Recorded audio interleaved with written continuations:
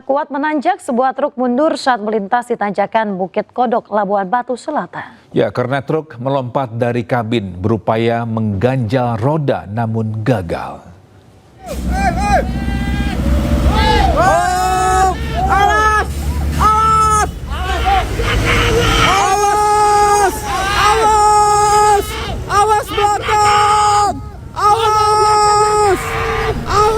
Di tengah kepadatan arus lalu lintas mudik lebaran, sebuah truk tiba-tiba meluncur mundur di tanjakan Bukit Kodok, Labuan Batu Selatan, Sumatera Utara.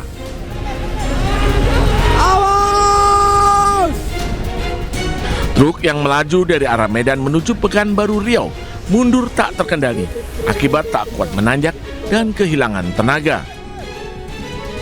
Seorang kernet melompat dari kabin, sempat berupaya mengganjal roda namun gagal. Awas belakang! Awas! Truk nyaris menabrak sejumlah kendaraan di belakangnya. Tidak ada korban akibat kejadian ini.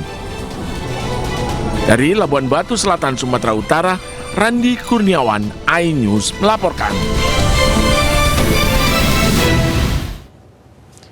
Ya, bisa lagi-lagi ledakan petasan memakan korban jiwa. Ya, seorang bocah tewas akibat terkena ledakan bubuk petasan di sebuah rumah di Semarang, Jawa Tengah.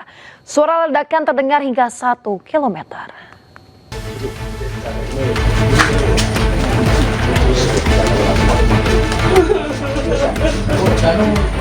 Ledakan besar merusak bagian atap dan ruang tengah sebuah rumah di Kecamatan Gayam Sari, Kota Semarang, Jawa Tengah. Suara ledakan keras membuat warga sekitar sempat panik dan berhamburan keluar rumah. Suara ledakan terdengar hampir 1 kilometer, menewaskan bocah berusia 9 tahun. Sementara 2 penghuni rumah lainnya mengalami luka ringan. Diduga ledakan ini berasal dari petasan milik pemilik rumah. Bahan kimia ledakan termasuk jenis low explosive. Namun meski berdaya ledak rendah, kawah yang terbentuk akibat ledakan tersebut sebesar 35 cm. Sebuah petasan yang belum mungkin satu toples satu wadah, dia meledak langsung. Belum ada petasan yang saya temukan karena perkiraan dia merakit jadi beli COD. Menurut informasi ada beli COD, bubuk petasannya sudah jadi siap untuk dirakit menjadi petasan, tapi belum melakukan perakitan atau dalam proses perakitan dia meledak tinggi. Dalam olah tempat kejadian perkara ditemukan 1 kardus petasan berbagai jenis yang diduga akan dijual oleh pemilik rumah. Untuk pemeriksaan lebih lanjut, lokasi kejadian dipasang garis polisi dan dalam pengawasan polisi. Pemirsa, petakan ledakan petasan juga terjadi di Pekalongan, Jawa Tengah. Ya, 9 bocah luka terkena ledakan, nyawa 1 korban tak tertolong usai mendapat perawatan di rumah sakit.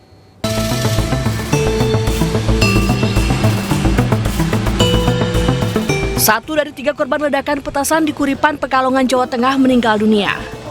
Korban menghembuskan nafas terakhirnya di ruang UGD RSUD Bendan pada Senin malam. Korban meninggal yakni M. Syafiq, 14 tahun, warga Kuripan, Pekalongan. Korban meninggal dunia usai mengalami luka bakar di sekujur tubuhnya. Korban lainnya bernama Maulana Syarif masih mendapat perawatan intensif di ruang UGD. Dan korban bernama M. Azmi masih menjalani perawatan di ruang operasi. Jadi sudah ditangani penanganan awal ya dari dokter jaga sipsil. Dari yang pertama itu pasien ada yang meninggal dunia di UGD. Yang kedua pasien ada yang sedang di ruang operasi ya, dilakukan tindakan. Lalu yang ketiga ini masih ada yang di UGD. Jadi seperti itu ya. Usai dimandikan, jenazah Syafiq langsung diserahkan ke pihak keluarga untuk dimakamkan. 2 korban sudah dibawa ke RS, 1 korban belum karena belum ada ambulan. Sebelumnya, sebuah rumah di Kecamatan Pekalongan Timur, Kota Pekalongan hancur hingga rata dengan tanah akibat ledakan petasan berukuran jumbo. 9 remaja mengalami luka bakar akibat ledakan dan dibawa ke rumah sakit. Polisi yang tiba di lokasi langsung memasang garis polisi dan mengamankan sejumlah sisa barang bukti berupa petasan berukuran jumbo. Dari Pekalongan, Jawa Tengah, Suryana Soekarno, iNews melaporkan. Ya, gegara sopir truk ini mengantuk. Mobil bak terbuka yang membawa wisatawan asal Tasikmalaya terguling di Jalan Nasional Pangandaran, Jawa Barat. Sejumlah penumpang terpental dari mobil, satu orang kritis.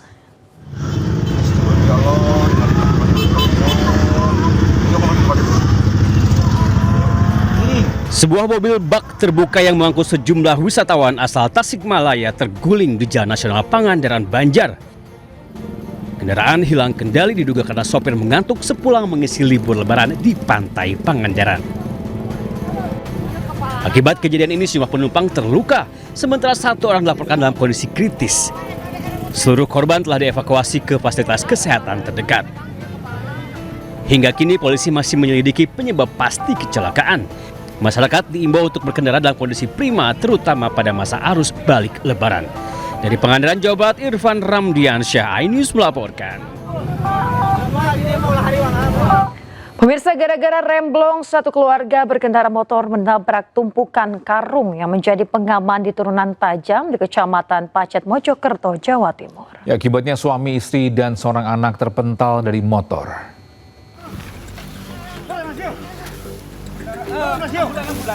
Ambulan, Pak, tenang, jangan gerak, Pak.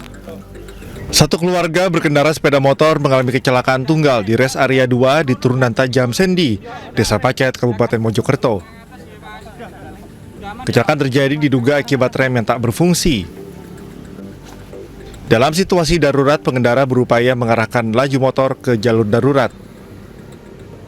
Namun kecepatan kendaraan sudah tak terkendali membuat motor tetap meluncur dan menghantam tumpukan karung yang berada di lokasi. Personel kepolisian yang berada di lokasi langsung mengevakuasi korban ke Rumah Sakit Sumber Gelagah, Mojokerto. Dikendari atau berisi 3 orang, yang mana satu keluarga, bapak, ibu, dan anak. Sementara informasi awal mengalami gagal rem, gagal pengereman sehingga mengalami kecelakaan di jalur penyelamat. Polisi mengimbau agar pengendara memperhatikan kondisi kendaraan serta fisik sebelum melakukan perjalanan dan memanfaatkan sejumlah posko yang didirikan pihak kepolisian. Dari Kabupaten Mojokerto, Jawa Timur, Solahuddin, iNews melaporkan. Bisa seorang ABK longboat ditemukan tewas di sekitar pantai di Kalimantan Utara. Sementara seorang ABK lainnya masih dalam pencarian.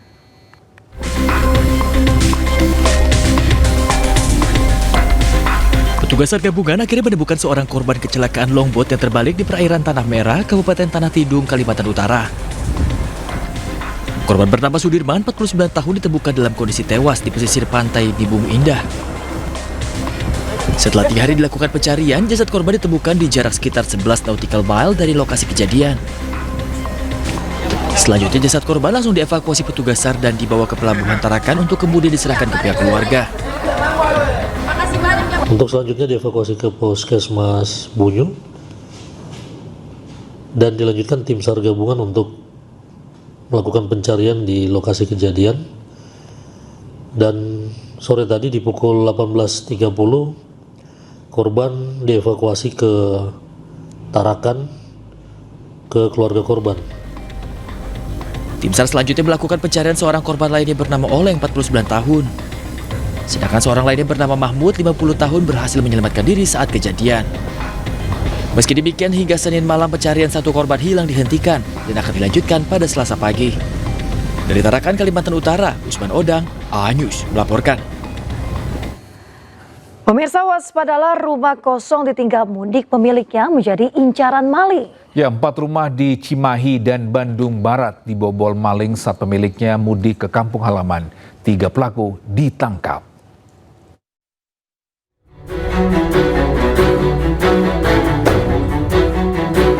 Unit Resmob Satreskrim Polres Cimahi bergerak cepat usai menerima laporan terkait pembobolan rumah kosong selama musim mudik Lebaran 2026.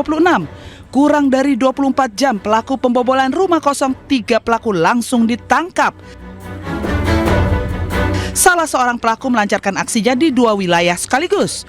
Modusnya, pelaku mengintai rumah yang kosong ditinggal pemilik mudik. Para pelaku merusak pintu dan jendela setelah berhasil masuk menguras barang-barang yang ada di dalam rumah.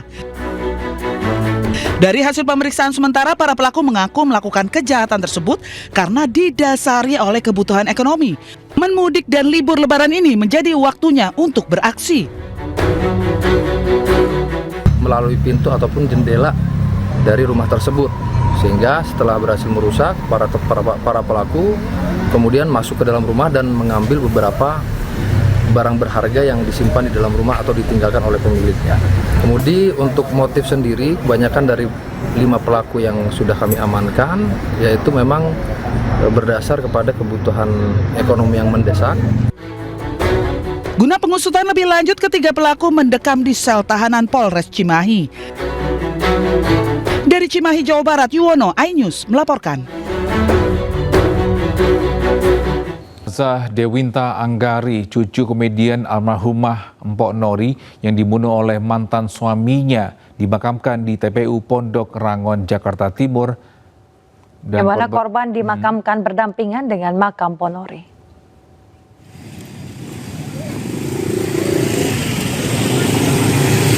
Pemirsa, jenazah Dewinta Anggari dimakamkan Sabtu sore usai diotopsi di Rumah Sakit Polri Kramat Jati, Jakarta Timur. Korban diduga tewas karena luka sayatan di leher yang dilakukan mantan suami sirinya warga negara Irak. Masalah asmara diduga menjadi motif pembunuhan.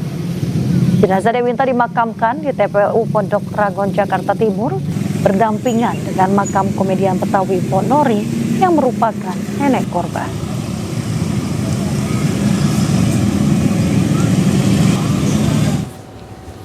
Pemirsa, sebelumnya gara-gara cemburu, cucu Mpok Nori dibunuh suami siri yang merupakan warga negara Irak di kamar kosnya di Cipayung, Jakarta Timur. Ya, kurang dari 24 jam pelaku berhasil ditangkap polisi di rest area tol Tangerang Merak saat hendak kabur.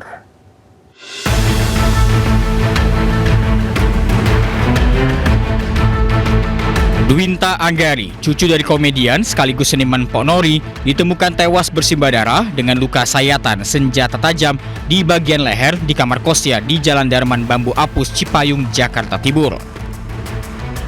Melalui rekaman kamera pengawas, terduga pelaku berinisial F warga negara Irak yang merupakan suami siri korban sering mondar-mandir di sekitar lokasi korban tinggal. Karena dugaan kita juga pertama langsung mengarah ke dia sih, soalnya karena dia minta rujuk tapi kakak saya nggak mau. Kayak dia emang inian mungkin, soalnya dilihat dari CCTV pun dia sudah lama untuk minta sih. Sama tadi sih pas warga bilang katanya emang setiap kakak saya keluar dari rumah itu cowok itu selalu ngikutin. Fuad kan? Namamu siapa? Fuad. Sini turun. Polisi dari Subdit Resmo Polda Metro Jaya berhasil menangkap pelaku di rest area tol Tangerang Merak saat hendak melarikan diri. Dari hasil pemeriksaan, motif dibalik pembunuhan ini adalah cemburu. Memasuki pernikahannya di tahun ke-8, korban diduga memiliki orang ketiga. Beberapa kali tersangka memergoki korban bersama dengan pria lain hingga akhirnya kerap terjadi keributan. Motif dibalik pembunuhan karena tersangka cemburu dengan korban. Tersangka merupakan suami siri korban, beberapa kali memergoki korban sedang menjalin hubungan dengan pria lain. Hingga akhirnya terjadi keributan dan perkelahian antara tersangka dan korban yang menyebabkan korban tewas dengan luka senjata tajam di bagian leher. Usai membunuh korban, tersangka rencananya akan melarikan diri ke negara asalnya di Irak. Atas perbuatannya, tersangka dijerat dengan pasal pembunuhan dengan ancaman pidana 15 tahun penjara. Dari Jakarta Selatan, Den Helmi Sajangbati, iNews melaporkan. Pemirsa, pembunuhan sadis yang melibatkan suami siri juga jadi di Samarinda, Kalimantan Timur. Pelaku memutilasi tubuh korban lantaran sakit hati.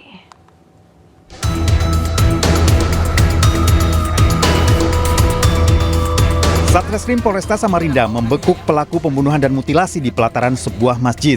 Pria berinisial JW ini disebut sebagai suami siri korban, sedangkan pelaku lain berinisial R turut membantu aksi keji tersebut. Aksi pembunuhan dilatar belakangi sakit hati dan direncanakan sejak Januari lalu. Motif pelaku dengan mengajak korban menginap di rumah dan dibunuh saat tidur. Korban dianiaya 2 pelaku dengan potongan kayu ulin hingga tewas. Kemudian jasadnya dipotong menjadi 7 bagian. Bagian tubuh korban dibuang di beberapa lokasi berbeda di wilayah Gunung Pelandu. 26 disampaikan bahwa kedua pelaku ini sudah melakukan perencanaan, bahkan mereka sudah melakukan survei, untuk nanti lokasi pembuangan jenazah korban ini setelah dieksekusi. Dalam kasus ini, polisi meminta sejumlah barang bukti berupa kendaraan, ponsel, senjata tajam, serta perlengkapan lain. Kini kedua tersangka dijerat pasal pembunuhan berencana dengan ancaman hukuman berat. Dari Samarinda, Kalimantan Timur, Ardi Wirya, iNews melaporkan. Pemirsa, jasad seorang wanita ditemukan di samping tower seluler di pinggir Jalan Pantura, Kabupaten Pasuruan, Jawa Timur. Diduga korban dibunuh karena ditemukan dengan kondisi setengah tak menggunakan busana dan pakaian yang robek.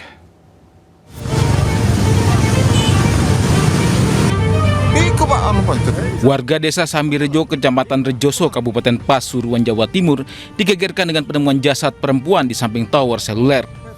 Korban tanpa identitas ini pertama kali ditemukan oleh seorang pemancing saat hendak memancing di pinggir rawa-rawa di samping tower seluler Jalan Raya Grati Kraton, desa setempat. Jasad korban ditemukan dalam kondisi mengenaskan. Jasad ditemukan dalam kondisi nyaris membusuk dengan pakaian sobek. Warga sekitar tak mengenali identitas korban. Diduga korban merupakan korban pembunuhan yang sengaja dibuang oleh pelaku di samping tower seluler. Kondisinya itu sudah melepuh. Bukan orang sini, Pak? Kurang tahu, Pak. Itu perempuan apa tuh? Perempuan. Perempuan? Iya. Ciri-cirinya seperti apa, Pak? Pakai pakaian atau gimana? Iya, ada pakaian kayaknya itu pakai daster.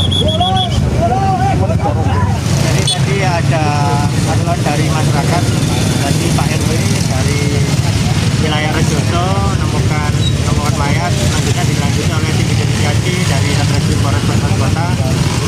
Kemudian dilakukan identifikasi, selanjutnya untuk mayat akan dilakukan otopsi dan akan dilakukan penyelidikan oleh Satreskrim Polres Pasuruan Kota. Selanjutnya jasad korban dibawa ke RSUD R. Sudarsono untuk proses otopsi dan identifikasi korban. Dari Pasuruan, Jawa Timur, Jaka Samudra, iNews melaporkan. Ya pemirsa, seorang wanita pemilik warung remang-remang di Subang, Jawa Barat ditemukan tewas membusuk. Ya, sepeda motor dan 2 handphone korban raib.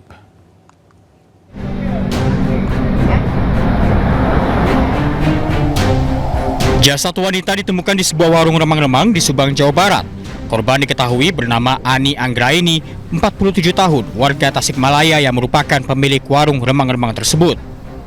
Korban ditemukan dalam kondisi yang sudah membusuk dan diperkirakan sudah meninggal 2 hari lalu. Sepeda motor dan 2 handphone korban raib saat ditemukan tewas. Korban pertama kali ditemukan oleh pegawai pemandu lagu. Namun akibat bau busuk yang menyengat, saksi langsung melapor ke polisi. Ada laporan di Janem, ya, Jalan Nang, bahwa ada laporan temu mayat. Sampai dengan saat ini masih dalam penyelidikan unit Inapis Polres Subang. Tadi hasil dari pengecekan tim Inapis, jenis kelamin perempuan. Guna mengetahui penyebab pasti kematian korban, polisi membawa korban ke Rumah Sakit Bayangkara Indramayu untuk diotopsi. Dari Subang, Jawa Barat, Yudi Heriawan, iNews melaporkan. Ya, sopir angkutan umum mengeluhkan maraknya angkutan travel gelap atau ilegal yang beroperasi ke wilayah Kabupaten Lebak saat momen Idul Fitri. Ya, hal tersebut berdampak pada penurunan pendapatan sopir angkutan umum.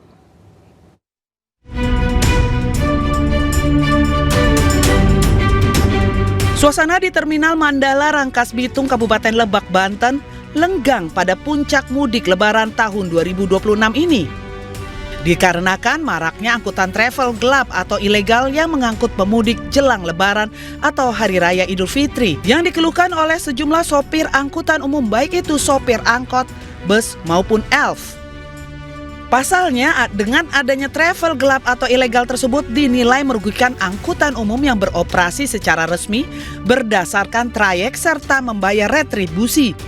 Dampak dari sepinya penumpang, pendapatannya berkurang dibanding mudik lebaran pada tahun lalu. Bahkan untuk membeli bahan bakar kendaraan saja sulit. Sedangkan travel ilegal yang berasal dari Jakarta, Tangerang, dan daerah perkotaan lainnya tidak memiliki trayek resmi. Nah sekarang angkutan-angkutan yang udah biasa seperti elep, bis, pada ngeluh semua bang. Dengan alasan dia udah pulang duluan, dijemputkan sama travel yang dari Jakarta, Tangerang gitu, sejenisnya lah. Jadi benar-benar ngeluh lah. Khususnya ke travel gelap mungkin ya, yang ini ya. Gitu, travel gelap itu. Untuk penumpang sendiri ada penurunan apa gimana bang? Penurunan adalah biasanya datang ke sini ada persetan tunggu. Ini paling 2 orang, 3 orang. Paling kalau ada rezeki di jalan paling ada yang naik, ada yang enggak gitu. Sopir angkutan umum berharap pemerintah daerah memberikan tindakan tegas terhadap maraknya angkutan travel ilegal yang kerap kali beroperasi jelang Lebaran.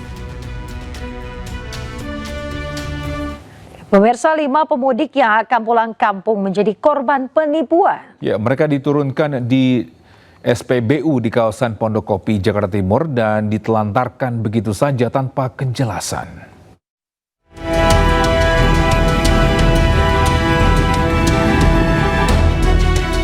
Niat ingin segera sampai di kampung halaman harus tertunda bagi 5 pemudik asal Tangerang dan Jakarta ini. Mereka ditipu Biro Perjalanan atau travel. Awalnya kelimanya dijemput di kediaman masing-masing. Namun mereka bingung karena diturunkan di tengah jalan di sebuah pom bensin kawasan Pondokopi, Durensawit, Jakarta Timur. Mereka mengaku telah membayar Rp350.000 untuk ongkos travel ke daerah Jawa Tengah. Setelah membayar, pihak travel sudah tidak bisa dihubungi. Taruh di Pondokopi sih. Tadi kan awalnya kan sampai Jatiwaringin. Di travel apa namanya ini? Travel Anugerah Trans.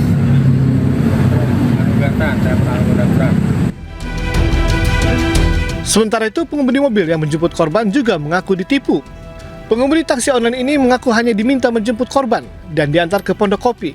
Setelah itu, nomor telepon pemesan tidak bisa dihubungi. Dari Tangerang ke Menteng, ke Karet. Terus saya jemput, cuman sebelum saya jemput dia setting ke saya, minta nomor HP saya.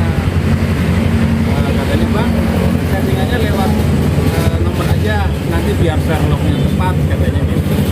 Itu di aplikasinya akurat soalnya. Oh ya udah positif thinking aja. Kasus penipuan ini masih ditangani Polsek Durensawit, Jakarta Timur yang mendatangi lokasi kejadian usai mendapatkan laporan. Dari Jakarta, Rio Manik, iNews melaporkan.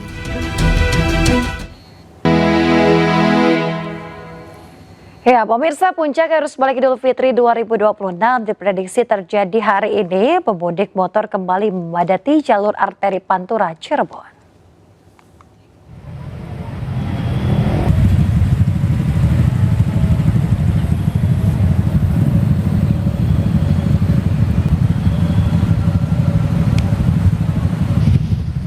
Ya, Pemirsa, Dinas Perhubungan mencatat sudah 8.000 kendaraan melintas menuju Jakarta dan sekitarnya.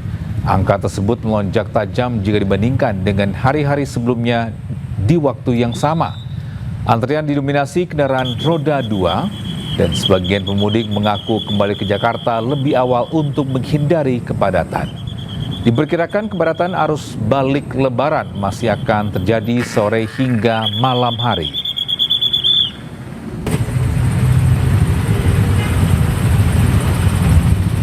Dari Pemalang ke Bekasi. Tadi sempat padat nggak? Nggak terlalu sih. Nggak terlalu, lancar.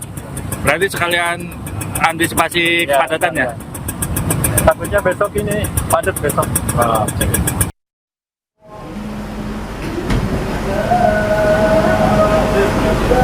Sementara itu, pemirsa, ribuan calon penumpang kereta api kembali memadati stasiun Cirebon, Jawa Barat pada Selasa pagi. Puncak arus balik diprediksi terjadi hingga malam hari nanti. Humas PT KAI Daob 3 Cirebon mencatat 13.000 lebih calon penumpang akan diberangkatkan hingga Selasa malam. Sementara itu di tengah lonjakan penumpang, sejumlah calon penumpang terpaksa membeli tiket 2 kali karena terlambat sampai stasiun. Mereka mengaku telah terjebak macet di perjalanan. Untuk menghindari tertinggal kereta api, PT KAI Daup 3 Cirebon mengimbau agar calon penumpang sudah ada di stasiun setidaknya 30 menit sebelum keberangkatan.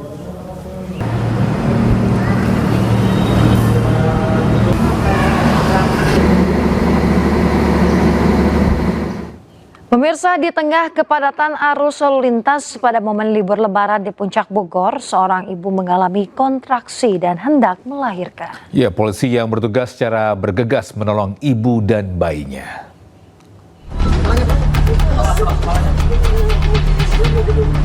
Inilah aksi cepat polisi menolong seorang ibu yang mengalami kontraksi dan hendak melahirkan di tengah kemacetan Puncak Bogor.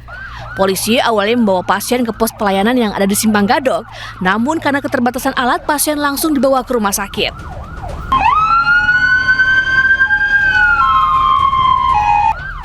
Saat itu arus lalu lintas di Simpang Gadok tengah diberlakukan rekayasa satu arah menuju Jakarta. Namun atas dasar kemanusiaan, petugas dengan cepat mengawal pasien ke rumah sakit. Menurut polisi, pasien bernama Rohma warga Kabupaten Bogor ini sedang hamil 7 bulan dan mengalami kontraksi saat terjebak kemacetan. Laporan awalnya memang di Cipayung, kita sudah berusaha mencari ke Cipayung dan ternyata ketemunya di Gadok. Lalu kita tanya apakah betul ibu ini kontraksi hamil, kita cek memang betul ibu ini sedang hamil besar dan sedang kesakitan. Kita laksanakan diskresi kepolisian, kita laksanakan pengawalan ke Rumah Sakit Umum Daerah Ciawi. Pasien tiba di rumah sakit dengan selamat dan langsung mendapatkan perawatan medis dari rumah sakit. Dari Bogor, Jawa Barat, Huldan Hidayat, iNews melaporkan.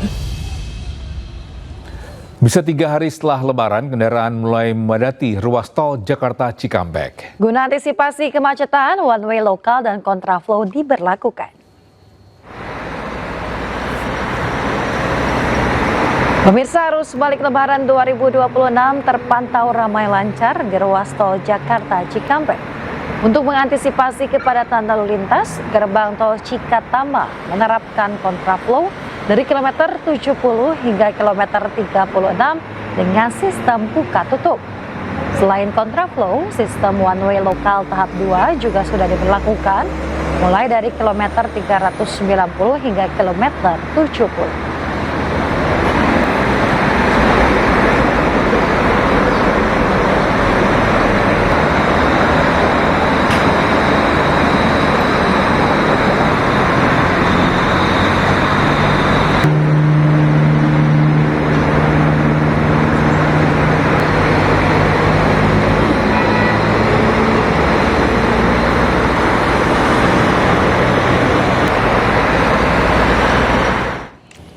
Ya, pemirsa, untuk mengetahui situasi terkini arus balik Lebaran 2026, kita bergabung bersama rekan jurnalis iNews, ada rekan Naura Syafika di gerbang tol Cikatama. Ya, selamat pagi Naura, bagaimana situasi terkini di sana?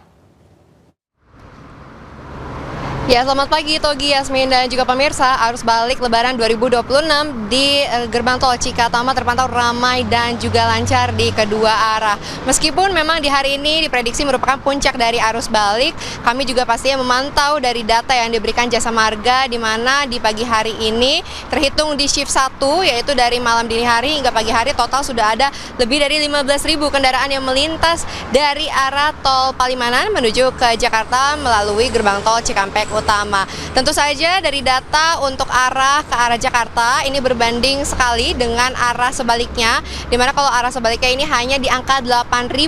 Dan kalau misalnya kita melihat lagi, memang untuk antisipasi kepadatan di puncak arus balik hari ini beberapa rekayasa lalu lintas sudah dilakukan di kemarin malam, yaitu dimulai dari adanya one way lokal tahap kedua, dimulai dari kilometer 390 di ruas tol Batang Semarang dan lanjut hingga di kilometer 70 atau di ruas tol Jakarta Cikampek tempat kami melaporkan. Tidak hanya dari one way lokal tahap kedua saja yang sudah diterapkan, ada juga kontraflow, di mana kontraflow ini tadi pagi sempat diterapkan namun melakukan sistem buka tutup dari kilometer 70 hingga kilometer 36. Togi, Yasmin, dan juga pemirsa, dapat dilihat secara seksama untuk pantauan dari drone kami untuk melihat dari kondisi arus lalu lintas yang ramai dan juga lancar di pagi hari ini. Namun memang kalau misalnya menuju ke siang hingga di sore hari hingga di malam hari, pastinya untuk volume kendaraan ini semakin ada peningkatan dan masih terus fluktuatif, mengingat memang hari ini merupakan puncak dari arus balik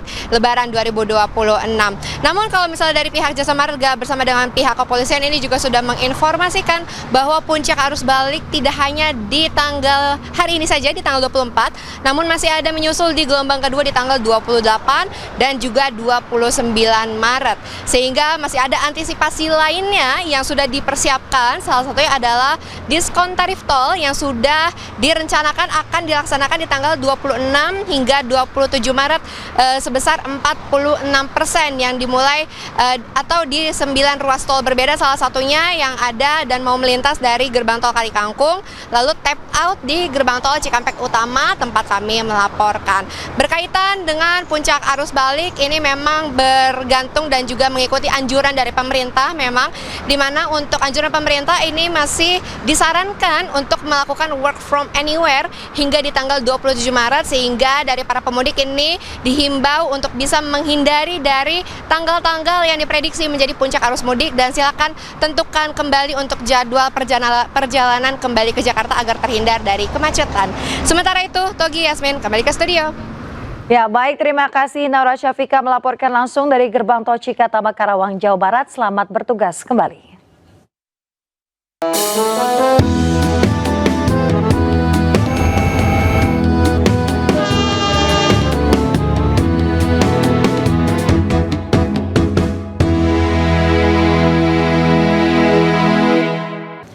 Pemirsa, arus lalu lintas di ruas tol Cipali mulai terpantau ramai lancar. Ya, lonjakan kendaraan didominasi kendaraan pribadi menuju Jakarta. Ya, volume kendaraan yang melewati tol Cipali mengalami peningkatan. Sebanyak 56.000 kendaraan bergerak menuju Jakarta. Sistem rekayasa lalu lintas atau one way sepenggal telah dimulai, mulai dari kilometer 263 hingga kilometer 70.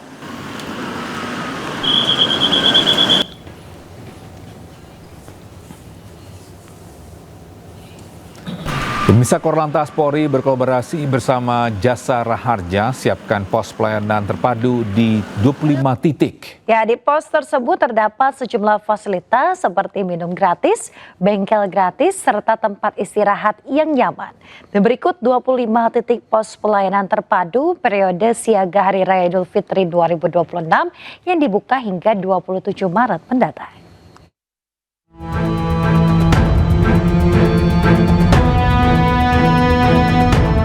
Untuk kawasan Polda Jabar terdapat 6 pos, yaitu di Losarang Indramayu, Simpang Mandalawangi Subang, Kantor Benih Ikan Subang, Teknopark Tasikmalaya, Nagrek Bandung, dan Tugu Gentur Cianjur.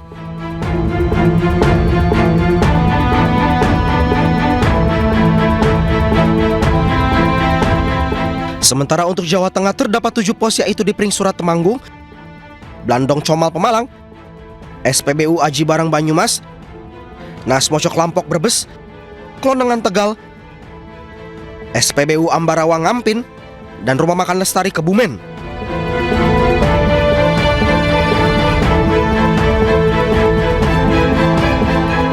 Lalu di Sumatera Selatan ada 1 pos di kilometer 14 Talang Kelapa, Palembang.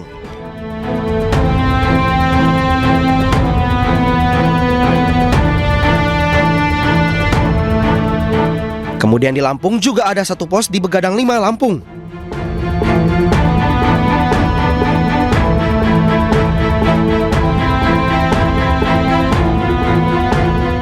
Untuk wilayah Banten terdapat 2 pos di Cikande Serang dan di Sperindak Serang.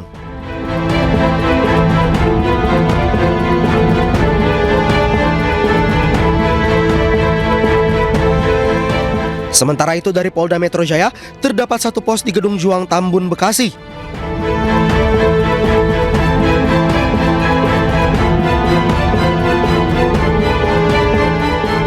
Kemudian untuk wilayah Yogyakarta ada 3 pos, yaitu di Druwo Bantul, Temon Kulon Progo, dan Tempel Sleman.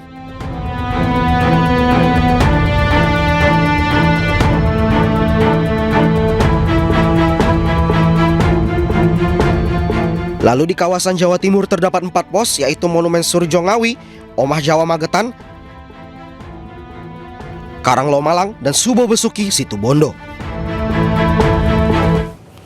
Bisa aksi mengemaskan seekor kucing yang dijuluki Poici Oyen ini ikut dalam pengaturan lalu lintas di kawasan Puncak Bogor saat libur Lebaran dengan berpakaian layaknya polisi.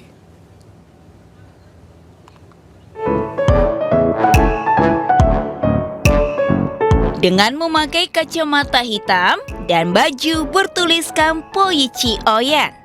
Layaknya polisi lalu lintas, seekor kucing menyapa wisatawan hingga pemudik yang beristirahat di pos Pol Gadok di Jalan Raya Puncak, Kabupaten Bogor saat sedang diberlakukannya rekayasa arus lalu lintas one way di jalur puncak. Aksi menggemaskan kucing ini berhasil menghibur pengendara yang terjebak kemacetan di jalur kawasan puncak saat momen libur Lebaran. Bribka Yunus, pemilik kucing Poici Oyen, sengaja mendandani kucingnya dengan pakaian layaknya anggota polisi satuan lalu lintas sebagai upaya menghibur wisatawan dan pemudik saat melintasi jalur puncak. Itu patroli dengan mengedepankan upaya-upaya persuasif. Usianya 2 tahun. 2 tahun ya. Udah tua ya. Udah, kalau misalkan seperti manusia ini mungkin remaja lah. Masyarakat yang sedang mudik atau arus balik bisa beristirahat di pos pam Gadok ini. Ketika beristirahat mereka sangat senang sekali berinteraksi dengan si Oyen. Kehadiran Poici Oyen di pos Pol Gadok, Kabupaten Bogor, Jawa Barat menjadi salah satu bentuk kreativitas Satlantas Polres Bogor dalam melaksanakan tugas menghibur masyarakat saat libur Lebaran. Dari Bogor, Jawa Barat, Wildan Hidayat, iNews melaporkan. Ya, pemirsa, suasana di Stasiun Pasar Senen, Jakarta Pusat mulai ramai oleh warga yang baru pulang dari kampung halamannya. Ya, sementara arus balik diperkirakan mulai tiba di Stasiun Pasar Senen hari ini.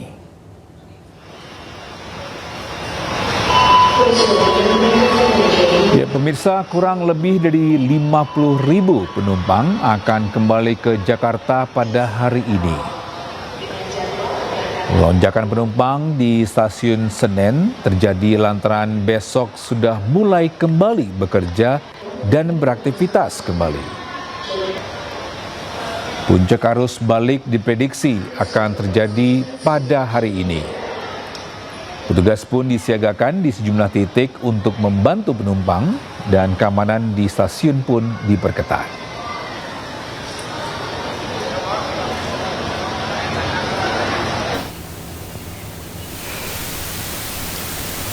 Ya, sementara arus lalu lintas di sepanjang jalur Lingkar Gentong di Tasikmalaya Selasa pagi mulai ramai dipadati kendaraan. Arus lalu lintas didominasi kendaraan pribadi dan juga angkutan umum, baik menuju Tasikmalaya maupun Bandung. Kepadatan kendaraan ini sesekali terjadi saat sore hingga malam hari. Kebanyakan pemudik lebih memilih melakukan perjalanan pada sore hari untuk menghindari cuaca terik. Guna memastikan kelancaran arus balik 2026, petugas kepolisian terus berjaga di sejumlah titik untuk mengatur lalu lintas. Puncak arus balik diprediksi akan terjadi pada sore hari seiring meningkatnya jumlah pemudik yang kembali ke kota asal.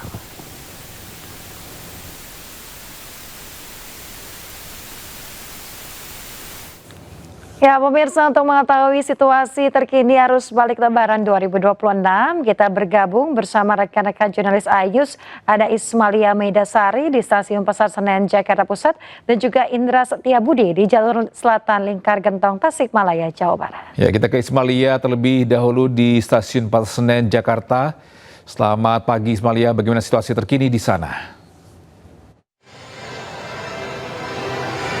Selamat pagi, Togi, Yasmin dan juga pemirsa. Kalau ditanya bagaimana situasi di Stasiun Pasar Senen, tempat kami melaporkan saat ini keadaannya sangat ramai karena memang pada saat ini untuk puncak arus mudik diprediksi terjadi pada hari ini Selasa 24 Maret 2026. Dan saya akan ajak Togi, Yasmin dan juga pemirsa untuk melihat bagaimana situasi di Stasiun Pasar Senen.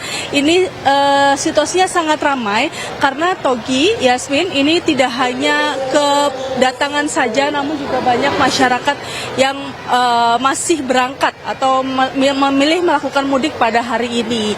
Dan juga ini bisa dilihat di televisi Anda, Togi, Yasmin, dan juga pemirsa, banyak juga dari masyarakat yang menunggu di sini untuk menunggu keretanya datang. Dan kita coba tanya sama salah satu pemudik ya. Halo, selamat siang Ibu. Selamat siang. Ibu namanya siapa dan dari mana? Dina Rosdiana dari Bogor, mau ke Malang.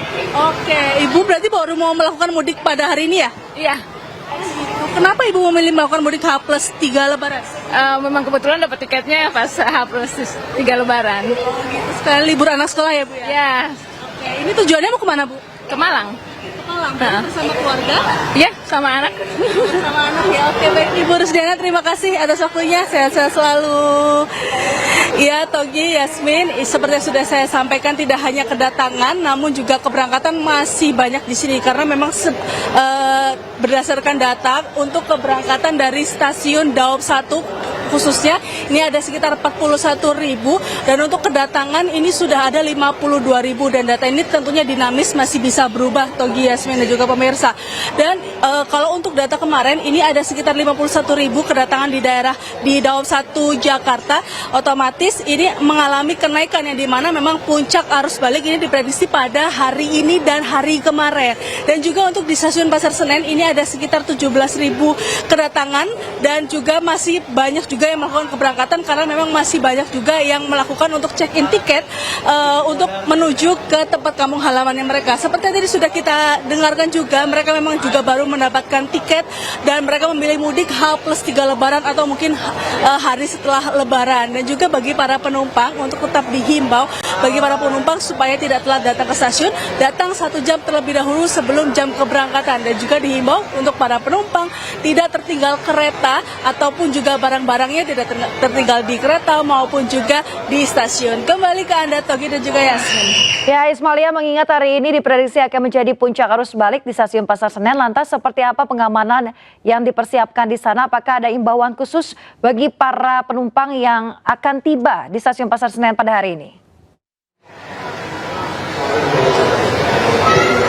Ya, Yasmin, kalau misalnya untuk pengamanan di sini memang sudah ada banyak petugas kereta api atau petugas dari KAI yang melakukan pengamanan dan juga banyak satpam di sini juga melakukan keamanan sama seperti biasanya karena di sini memang tersedia banyak fasilitas Togi dan juga Yasmin seperti juga fasilitas kamar mandi dan juga tempat beristirahat, ruang tunggu dan juga tetap dihimbau ini seperti yang tadi sudah saya sampaikan tetap dihimbau bagi para penumpang untuk tetap selalu menjaga barang bawaannya apalagi tidak tertukar seperti itu dan juga di sini ada petugas facility care. Ini juga menjaga kebersihan dan keamanan di stasiun Pasar Senen karena memang para pemudik ini juga tetap dihimbau untuk selalu menjaga kesehatannya. Jika sedang sakit ini dihimbau untuk menggunakan masker seperti itu supaya tidak menularkan kepada pemudik yang lainnya juga tetap sehat saat bertemu dengan keluarga maupun juga mau melakukan aktivitas kembali, aktivitasnya bekerja atau mungkin aktivitas lainnya saat kembali ke Jakarta. Yasmin. Baik, terima kasih Ismail atas informasinya. Selanjutnya kita ke Indra Setiabudi di Lingkar Gentong, Tasikmalaya. Selamat siang Indra, bagaimana situasi terkini di sana? Baik, selamat siang Togi, Yasmin, dan juga pemirsa terkait arus balik 2026 untuk di jalur Lingkar Gentong, Tasikmalaya, Jawa Barat ini terpantau ramai lancar. Dan tidak sesekali ini jalur ini padat oleh para arah menuju Tasik maupun juga arah menuju Bandung dan juga Jabodetabek. Dan memang untuk antrian sendiri ini tidak berlangsung lama, maksimal sekitar 15 menit sekitar itu, bahwa memang untuk para kendaraan ini bisa stuck, tidak bisa berjalan sama sekali untuk jalur Lingkar Gentong ini dan hampir 20 km panjangnya Yasmin dan juga pemirsa. Namun tidak berangsur lama yang kami bisa informasikan dikarenakan pihak kepolisian juga sudah melakukan one way kurang lebih ini sepanjang 6 km dari simpang Sukamantri hingga jalur Wage. Ini jaraknya sekitar 6 km kurang lebih. Dan memang jalur Lingkar Gentong ini kurang lebih panjangnya sekitar 30 km lebih sehingga memang untuk titik-titik krusial seperti pertigaan dan perempatan yang juga sudah ditutup sementara untuk memfokuskan untuk arus balik 2026 bagi masyarakat yang ingin balik ke kota tujuan di Bandung maupun juga di Jabodetabek atau Jakarta sekitarnya.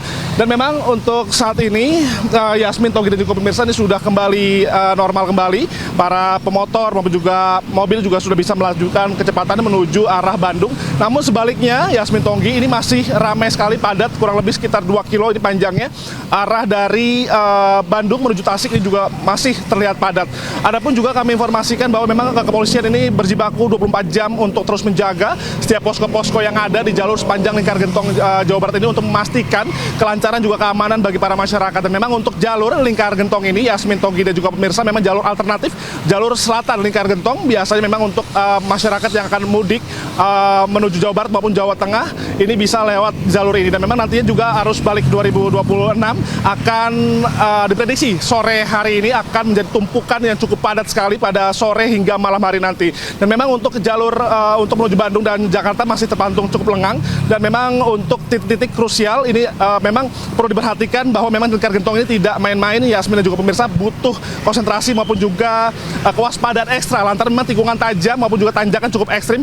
Ini perlu jadi antisipasi bagi para warga akan melintasi jalur Lingkar Gentong untuk menuju Bandung, Jakarta dan sekitarnya. Dan memang kami menghimbau juga bagi masyarakat yang akan melakukan arus balik 2026 ini dipastikan kondisi dalam keadaan sehat dan pengecekan rem, pengecekan ban ini sangat perlu sekali. Dan juga pihak kepolisian juga menghimbau untuk masyarakat tidak boleh beristirahat di bahu-bahu jalan lantaran juga pihak kepolisian sudah memberikan layanan posko-posko terpadu yang ini diperuntukkan oleh untuk masyarakat untuk beristirahat dan juga sholat maupun juga lain sebagainya untuk menghindari beristirahat di pinggir-pinggir bahu-bahu jalan dikarenakan jalur Lingkar Gentong ini sangat sempit sekali, cukup hanya 2 jalur saja. Dan juga kami menghimbau juga bagi masyarakat untuk tetap waspada dan tetap berhati-hati di jalan dan selamat sampai tujuan. Kembali ke Anda, Yasmin, Togi dan juga pemirsa. Indra, bisa diinformasikan kembali terkait dengan titik-titik mana saja di kawasan Lingkar Gentong yang wajib diwaspadai oleh para pengendara ataupun pemudik yang akan melakukan arus balik pada hari ini? Baik, Yasmin, Togi dan juga pemirsa, memang terkait titik krusial ini adalah di Malambong. Ini kurang lebih sekitar ke belakang 11 km. Ini ada pertigaan dan juga ada tugu perbatasan Tasik Malaya dan juga Garut. Ini karena kan pertigaan dan ada pertemuan-pertemuan untuk jalur menuju Bandung. Sehingga memang ini untuk antisipasi sekali bagi para pemudik yang akan melakukan perjalanan arus balik menuju Bandung dan sekitarnya. Ini perlu diwaspadai dan bisa mencari alternatif-alternatif yang dan memang sudah diatur oleh pihak kepolisian, nanti akan diatur setelah letter U. Ini nanti juga sudah akan dilakukan one way ataupun tidak bisa lampu terbalik. Dan dikarenakan memang untuk titik krusial letter U ini biasanya terjadi kemacetan yang cukup signifikan, sehingga memang nantinya pihak kepolisian akan melakukan sistem one way. Ini akan sebagian dari arah Tasik menuju, maksud kami dari arah Bandung menuju Tasik ini tidak akan dikurangi batasnya, dikarenakan memang untuk arus balik 2020 ini akan difokuskan untuk para pemudik yang akan melakukan arus balik 2026 ini, Yasmin. Baik, terima kasih banyak rekan Indra Setiabudi melaporkan langsung dari Lingkar Gentong Tasikmalaya, Jawa Barat. Dan sebelumnya rekan Ismail Yamidasari melaporkan langsung dari Stasiun Pasar Senen, Jakarta Pusat. Selamat bertugas kembali. Pemirsa, di arus balik lebaran sejumlah toko oleh-oleh telur asin khas Brebes di jalur Pantura Brebes, Jawa Tengah mulai diserbu pemudik yang hendak kembali ke Jabodetabek. Ya, omset penjualan pun meningkat hingga 3 kali lipat lebih besar.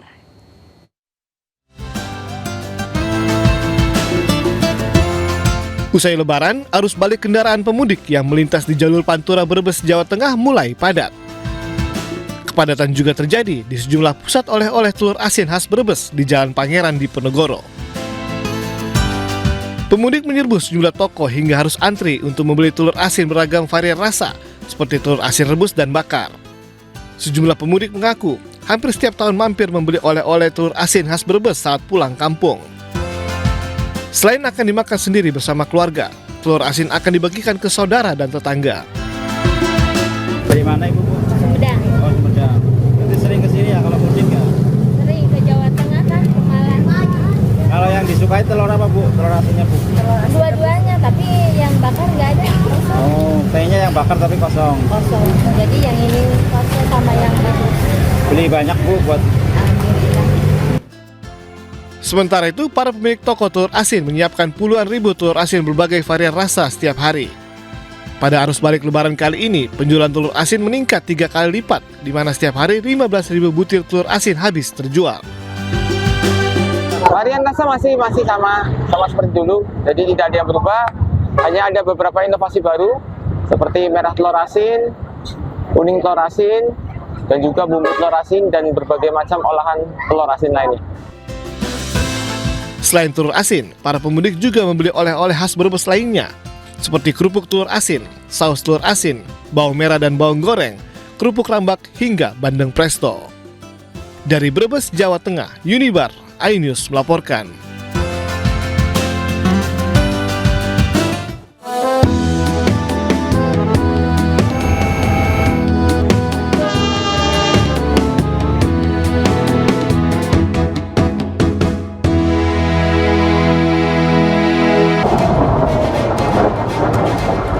Wow. Wow. Wow. Wow. Apa? Wow. Wow. Apa? This is perfect. Wow. That is. I just get. Wow.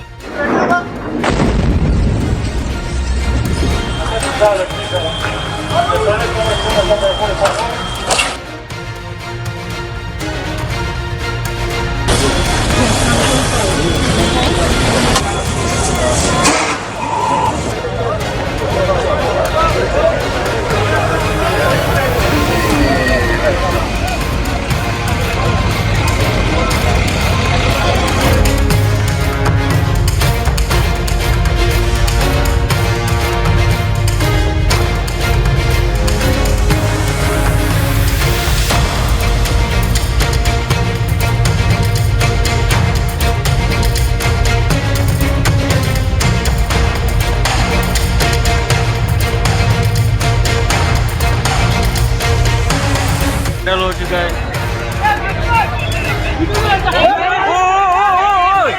Portas. Oh, re. Oh my God. A ver, Bakir.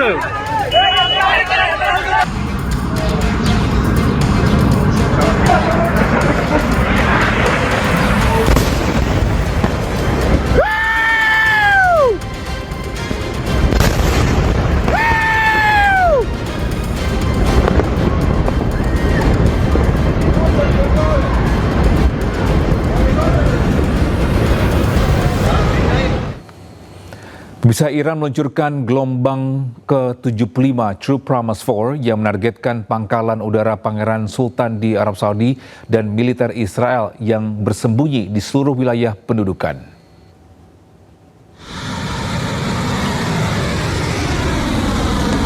Pemirsa, Korps Garda Revolusi Islam Iran mengumumkan serangan tersebut dilakukan berdasarkan intelijen operasional untuk menekan pasukan Israel secara terus-menerus. Sementara pangkalan udara Pangeran Sultan di Al-Qarj, Arab Saudi, sebagai salah satu pusat utama pengerahan pasukan Amerika Serikat menjadi sasaran rudal balistik Iran. Operasi tersebut dilakukan sebagai penghormatan kepada juru bicara Korps Garda Revolusi Islam Iran, Ali Mohammed Naini, dan juga Menteri Intelijen Ismail Khotib.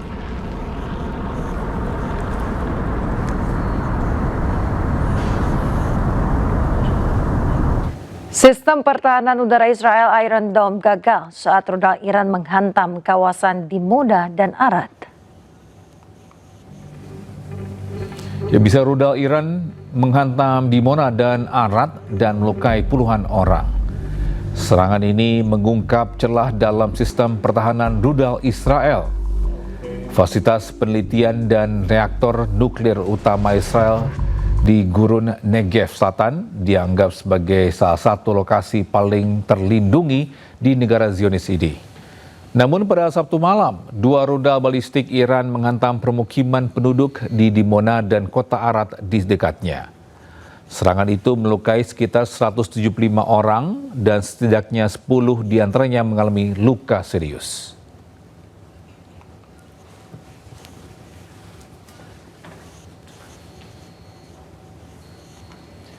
Ya, Korps Garda Revolusi Islam Iran merilis rekaman pangkalan bawah tanah yang berisi ratusan rudal.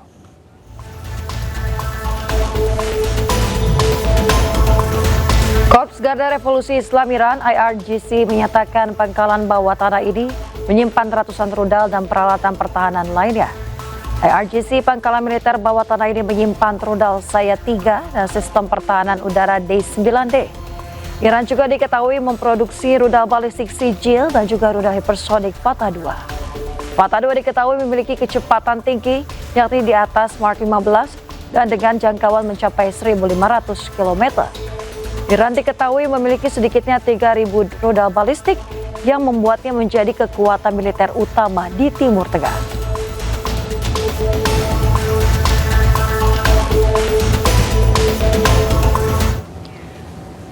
Pesawat tak berawak atau drone Iran menyasar lokasi industri kedirgantaraan Israel dan unit pengintaian Amerika Serikat di Timur Tengah. Ya, rentetan serangan drone pun diluncurkan sebagai balasan setelah kilang minyak Iran dihantam rudal Israel.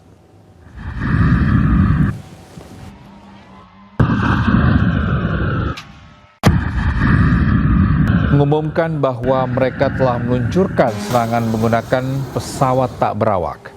Kali ini mereka menyasar lokasi industri kedirgantaraan Israel dan unit pengintaian Amerika Serikat. Iran menyebut serangan drone ofensif ini diluncurkan dengan target Israel Aerospace Industries di dekat pangkalan udara Ben Gurion. Tak hanya itu, drone-drone ini juga menyasar pesawat pengintai Amerika Serikat di pangkalan udara Pangeran Sultan. Hingga kini, Israel maupun Pusat Komando Amerika Serikat belum memberikan komentar terkait serangan ini.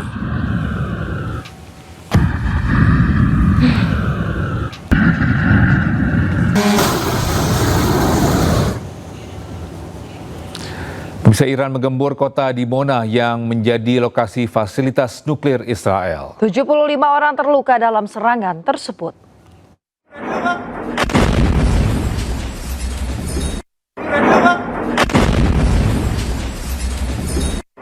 Rudal Iran dilaporkan menghantam sejumlah bangunan di Dimona, Israel Selatan. Selain rumah warga, serangan ini menghantam sejumlah fasilitas nuklir Israel. Sebuah bangunan tempat tinggal di Dimona, Israel Selatan, sedikitnya 70 orang terluka dalam serangan ini. Sejumlah bangunan mengalami kerusakan parah, begitu pula dengan kendaraan yang terparkir di sekitar lokasi terdampak. Tim darurat segera merespon untuk membantu warga dan mengamankan area tersebut. Televisi pemerintah Iran melaporkan bahwa pasukan rudal Iran menargetkan Dimona sebagai tanggapan atas serangan musuh terhadap fasilitas nuklir Natanz.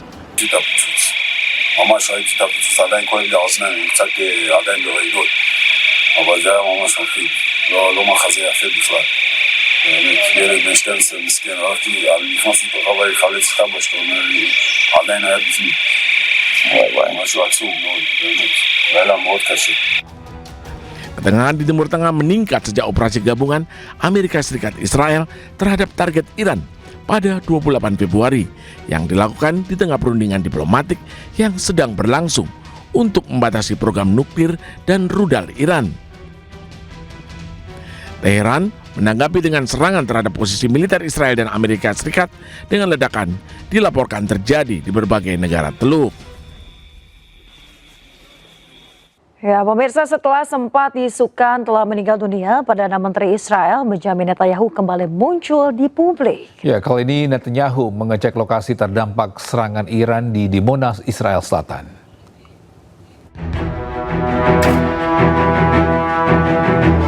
Perdana Menteri Israel Benjamin Netanyahu mengecek langsung lokasi yang terdampak serangan Iran di Dimona. Netanyahu melihat kerusakan dan mengecek kondisi warga di sana. Netanyahu mengingatkan warganya untuk masuk ke dalam bunker bila peringatan serangan terjadi. אני פה בדימונה עם ראש העיר בני ביטון, אבל אני רואה פה בדיוק מה שראיתי בערד ומה שאני רואה מתחילת המלחמה. מי ששומע התראה ושומע אזעקה ונכנס למרחב מוגן, או לממ"ד או למקלט, לא קורה לו שום דבר. היה מקרה אחד חריג, אחד, שטיל חדר בדיוק על המקלט, מקלט ישן, שני אנשים נהרגו, כל השאר ניצלו. מאז כל מי שנמצא בממ"ד, כל מי שנמצא במרחב מוגן, לא קורה לו כלום. Kemunculannya kali ini sekaligus menjawab isu bahwa dirinya tewas akibat serangan Iran. Netanyahu juga tegaskan bunker-bunker di penjuru Israel siap melindungi warganya dari serangan Iran. Yang bisa Amerika Serikat mengancam akan menyerang infrastruktur energi Iran jika tidak membuat kembali Selat Hormuz yang diblokade. Iran balas ancaman tersebut dengan menyebut akan menutup total Selat Hormuz dan menyerang infrastruktur di desalinasi air di kawasan Teluk. Dan informasi ini sekaligus menutup jumpa kita di iNews Today edisi hari ini. Pemirsa, temukan informasi-informasi terbaru lainnya di www.inews.id dan cuplikan tayangan berita iNews dapat Anda saksikan di kanal YouTube @officialinews. Saya Yasmina Tania. Dan saya Taufik Sinaga, pamit undur diri. Have a great day. Bye-bye.